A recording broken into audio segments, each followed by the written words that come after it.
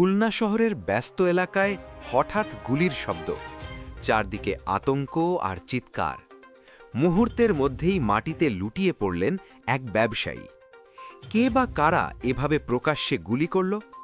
কেনই বা টার্গেট করা হলো তাকে? আজকের ভিডিওতে জানাবো খুলনায় ঘটে যাওয়া এই চাঞ্চল্যকর হত্যাকাণ্ডের পুরো ঘটনা।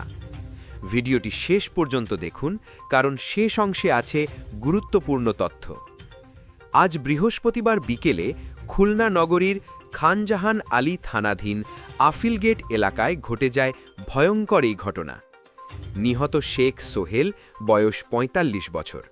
তিনি মাছের ঘের এবং ইন্টারনেট ব্যবসার সঙ্গে যুক্ত ছিলেন। স্থানীয় সূত্র জানায়, দুপুর ২:৩০টার দিকে নিজের মোটরসাইকেল মেরামতের জন্য আফিলগেট পেট্রোল পাম্প সংলগ্ন বিসমিল্লা মোটর গ্যারেজে আসেন তিনি। সবকিছু তখন স্বাভাবিকই ছিল, কিন্তু বিকেল ৩:০৫ হঠাৎ একটি মোটরসাইকেলে করে দুই যুবক সেখানে আসে। কেউ কিছু বুঝে ওঠার আগেই তারা শেখ সোহেলকে লক্ষ্য করে গুলি চালায়। পরপর গুলির শব্দে পুরো এলাকা আতঙ্কিত হয়ে পড়ে। গুলিবিদ্ধ হয়ে ঘটনাস্থলেই লুটিয়ে পড়েন শেখ সোহেল। স্থানীয়রা দ্রুত এগিয়ে এলেও তাকে আর বাঁচানো সম্ভব হয়নি। খানজাহান আলী থানার ভারপ্রাপ্ত কর্মকর্তা মোহাম্মদ সানোয়ার হোসেন মাসুম জানিয়েছেন, দুই যুবকের গুলিতে ঘটনাস্থলেই তার মৃত্যু হয়।